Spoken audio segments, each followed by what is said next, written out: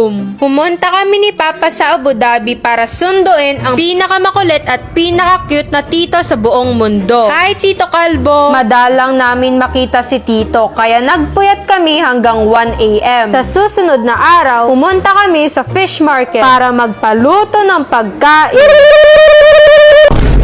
Pinaluto na po namin kaya hinihintay na po namin. Na-bored ako kaya nakipaglaro ako kay Papa. Pero nang pipitikin ko na siya, biglang dumating ang pagkain.